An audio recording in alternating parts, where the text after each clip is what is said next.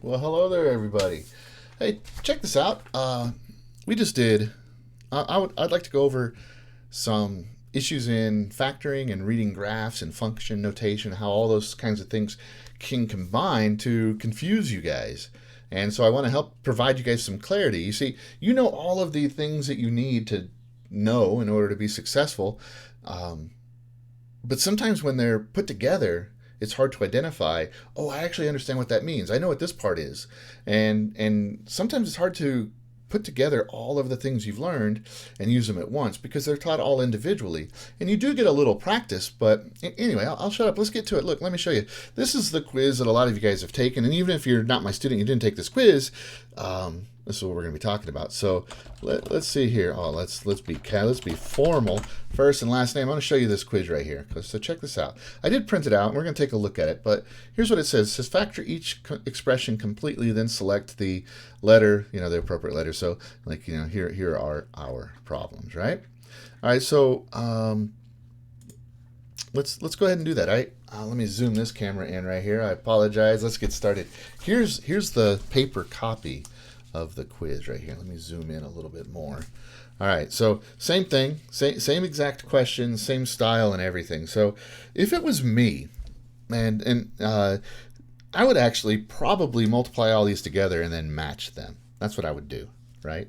But this quiz is really about factoring, and so it might be a good idea to try to factor them first, right? So let me back up. If your objective is only to get this done, and you don't really care how well you understand, then I would just multiply them together and then match them. But here's what I would do if I was actually trying to be a good student and develop my skill and use this as a learning experience.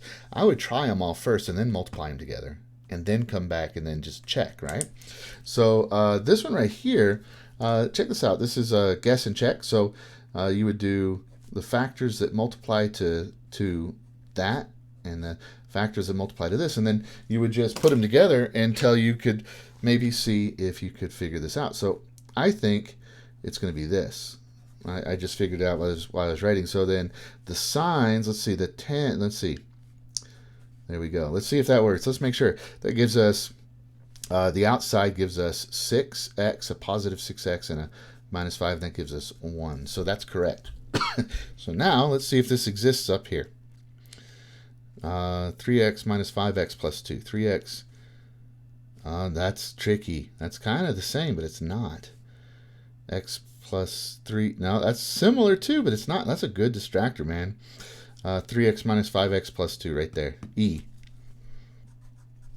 All right, and then let's see here. This one, check this out. Now check this out. This has a greatest common factor we can take out. You can take out a 3, x plus x squared minus 7x plus 10, and that is x minus 5 and x minus 2. There we go, times a 3. And I saw that one up there somewhere, I thought. Let's see, did I? X minus 5, they're both negative, right? So that's not here. So I think that's G. I think that's G. Yep. Okay, now this one you can take out a 3 as well, and you're left with x squared minus 3x minus 10. So that would be 3x minus 5, x plus 2. And then, did we see that one? Yeah, that's B. 3x minus 5x plus 2. Now I'm doing this, I may make a mistake, but I'm going to come back and check in just a second, okay? This is exactly, I'm doing the test like I think would be best for you to do this quiz. This is the way that I would suggest you use this to be, to help you learn, not just to get it done.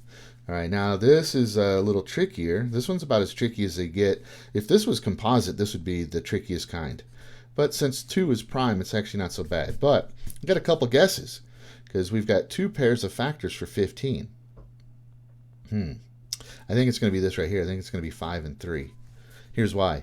Look at that. That's 10 minus 3. They're different signs. There we go. 2x minus 3x plus 5. 2x minus 3, x plus 5. That's F. Okay, and then this one right here. Let's see, 3x, x, let's see, 5 and 2, it could be. No, it's going to be like this. I did it in my head. If the 5 was here, that would be 15 plus 2 is not 11. But this is 6 plus 5, which is 11. So those are my factors. Let's see, 3x plus 5, and oh, that's almost it. That's almost it, but it's wrong. That's not it. Almost it. Okay, so that would be G again. That's answer's not shown. Now it'd be even trickier if it said not factorable. If there was another option here that said not factorable, this would be much more difficult. Okay. Now let's try this last one. 3x x. 5 and 1, it doesn't work. You see, that's 15 and 1, that doesn't work. And then 5 and 1, that would be, no, that doesn't work. That is answer not shown. That's actually not factorable at all. That one's actually not even factorable. Okay, so there we go. That's section 1 is done. I'm just going to write down the time just so we got, okay, so that's it, 5:45. So now let's move on to section 2. Okay, actually here let's do this real quick. Let's go ahead and no, not that. Let's see here. Hold on, give me 1 second. There. Okay. Now let's go ahead and enter our answers here, and then we'll see how we did on our score. So for number 1, we said it was E. For number 2, we said it was G. Number 3, we said it was B. Number 4, we said it was F, and then G and G. G and G. Now, before we actually submit this part, here's what I was saying that I think would be a smart idea to do this as a good student. I would go ahead and multiply all these together. So like this one right here is going to be 3x squared. Then let's see, we got minus 15 and minus 6 is minus 21 plus 30. Okay, so 3x squared.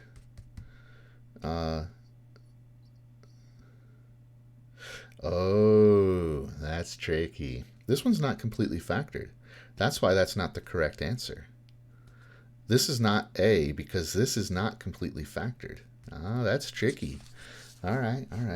It's funny, I wrote this test and I forgot that I put that in there. I did it on purpose. I remember now because that's not factored completely. That's why that's an invalid answer. Because you can take a 3 out of this and this. That's why this is correct. Where was it? With the 3 out. Yeah, you can take a 3 out of there. Okay, next up. This one right here would be, let's see, so this is going to be 3 times x squared minus 3x minus 10. So that's going to be 3x squared minus 9x minus 30. 3x squared minus 9. Oh, that's plus. Oh, wait, I made a mistake right there. That is a plus. There we go. That is a plus. Okay, good. So that one's correct. This one right here is going to be, this is x squared minus 3x minus 10. So this one's going to be the same numbers, just the opposite sign. Okay, and we didn't have any of those, did we? Nope. Okay. This one right here, let's see, 3x squared plus 15 plus 2 plus 10. So this is going to be 3x squared plus 17x plus 10, right? Let me see. Yeah, 17. This one right here is going to be 3x squared. Let's see, 5 and 6, that's plus x minus 10. I think that was one of our answers, right? E, 3x squared. Yeah, right there. Then we've got 2x squared, 10, so plus 7x. I think we had this one also. F, good. Not shown. So, all right, let's go ahead and submit this. Let's see here. Let's see. Let's go ahead and hit next. Yeah, all right, here's our next questions right here. So let's go ahead and take a look at this on our paper. All right, so section 2 says, here's the instructions. It says, answer each question. Let me zoom in a little bit for us here. We're going to have to read a graph, so we're going to have to get kind of personal with this. So solving conceptual questions. Answer each question by selecting the appropriate letter that represents the best answer. So if A times B is 0, what must be true? Either A or B is 0. Both A and B is 0. A is 0, B is 0. Not enough information. Well, check this out. The only way you get 0 as a product is if one, at least one, is 0. So it could be one or both. But they both, like this one's not correct. Both A and B must be 0. That's not true because only one of them has to be 0. They both could be 0, but that's not what this says. This says they both must be 0. That's what actually makes this wrong. And we don't know which one is 0. We don't know if it's A or B. It's just either one has to be 0. So it's going to be A. I'm going to go ahead and click that on the screen over there, and we'll submit it and see how we do. Okay, so anyway, here, look, I'll show you. Yeah, so we got A right there. That's good. Okay, let's go on to number 2 for this section right here. Number 2 says if A times B is greater than 0, what must be true? Now check this out. If A times B is greater than 0, that means it's positive. Do you see? It's positive. This is so the answer is positive. It's more than 0. More than 0 is positive. So so if A times B is positive, that's what this is saying. If A times B is positive, what must be true? Well, the only way you can get a positive number if you're multiplying is if the two values are the same sign. So that's it right there. It could be that A is positive and B is negative. That's true. It could be, if you could it could be that combined, but it could be the other way too. This could be negative and that could be positive. So we don't know that for sure. This one's definitely wrong. If they're different signs, they're negative. So it's got to be A. So I'm going to go ahead and select A. Let's take a look at our next question. If A times B is negative, what must be true? All right, so that means they're different signs, so that's got to be D. That's got to be D. All right, let's go ahead and take a look at our next section. So let's see, remember, let's see here. Solutions to equations. It says, remember, a solution is a value that makes a statement true. Okay, that's a clue, I guess, right? What values of x are a solution to the following equations? So here it says x times x plus 3 is 0. So let's see here. It says, so check this out. This x is an unknown. So this is really like A times B is equal to 0. So that means that either this is 0, so either A is equal to 0, or, it could be and, B is equal to 0. So there's actually two answers to this, because if x is 0, then what you have is 0 times 0 plus 3. Well, that's 0 for sure. But also, if x was negative 3, check this out. If x was negative 3, I'm going to plug it in right here. See, I'm taking what I did right here. If x is 0, I put 0, and then 0 plus 3, right? And that's true, because 0 times 3 is 0. But negative 3 works also. Negative 3 times negative 3 plus 3. That's true. This is 0. That's negative 3 times 0. That's true. So the answer is C. It's both of those. So let's go ahead and select C. Let's look at number 2. X squared plus 3x equals 0. We could do the same thing right here. Check this out. But actually, here's what I want you to notice. If you distributed this, x squared plus 3x equals 0, these are the same. This is exactly the same. This is exactly the same thing. Now, if you didn't recognize that, here's what I would suggest. Here's what I would hope you would do. Well, first, I'd hope you'd see that these are the same. But if not, look. Negative 3 squared plus 3 times negative 3 is equal to 0. That's true. That's positive 9 plus negative 9 is 0. That's true. Also, if I plugged in the 0, that's true. 0 plus 0. Yeah. So it's got to be A and B. It's got to be A and B. So let's go ahead and put A and B, which is C. All right. Oh, man, that's the same. Look, if I subtracted 3x from both sides, I would get this. Look, if I took x squared plus 3x equals 0, if I subtracted 3x from both sides, I get x squared equals negative 3x. This is the same. All three of these are the same. They all have the same answer. They all have the same answer. Now, if you weren't sure of that, what I would suggest you would do is you just plug in the numbers to see. That's true, right? That's 9 equals 9. Negative times negative is positive. If you plug in 0, that's true too. So it's C. For sure. C. Boom, done. All right, last one. Here's where we really started to get into trouble. So, all right. Man. It says, reading a graph. Instructions use the graph of f of x below. So this is f of x to answer the following questions. So we've got this graph, and we got to answer some questions. So the first one says, evaluate f of 0. Well, f of 0, that's actually the y-intercept. And the reason I know that is because this is the input. When x is 0, you have a y-intercept. So this is x is 0. That's right here. X is 0, negative 6. 0, negative 6. So it's got to be c, negative 6. Do you see? Do you see how I did that? That's, you got to learn. You got to remember how to read this. The thing in the parentheses, that's going to be the input. So this is saying when x is 0, what's the graph equal? When x is 0, what is y? F of 0, that's what that means. When x is 0, what is y? That's how you read this. When x is 0, what is y? When x is 0, what is y? So x is 0 here, right here, x is 0, y is negative 6. F of negative 1. So this is the same question, but now a different value for x, negative 1. So it says what is, see, this says what is y when x is negative 1? X is negative 1. Now, the input is negative 1. So x is negative 1. What is y? Let's look at our graph. Negative 1, negative 4. Right there. Ooh, so answer not shown. That's funny. That says E, and it should say a D right there. Dang, I need to fix that. I never caught that. Man, I wonder if I did it on the printed copy too, if I caught it. Huh, I did catch it on here. I fixed it. Okay. Well, either way.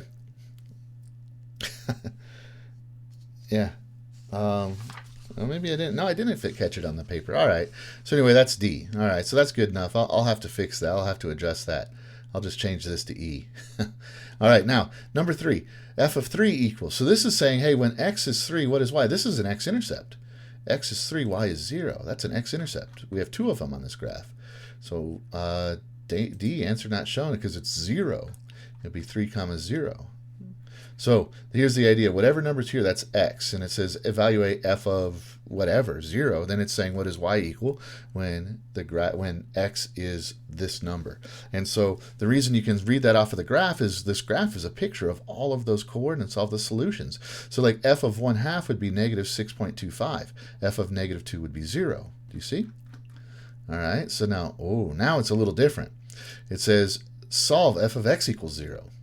Solve f of x equals 0. So what this is saying is if y is 0, what is x? If y is 0, what is x? That's what this says. If y is 0, because this is y, and this says what is x? Solve for x. So y is equal to 0. So what values of x give us a value of y that's 0? We have 2 of them. You see? Here's y is 0. It's 3. Here's y is 0, negative 2. We have 2 x-intercepts. This right here, f of x equals 0, those are the x-intercepts. When the whole equation equals 0 and you solve it, you're finding x-intercepts. 2 of them. So the answer is C. Okay, now let's see here. Evaluate f of 1/2. Oh, we just talked about that one. So if the input's 1/2, the output's negative 6 1/4. And we don't have that.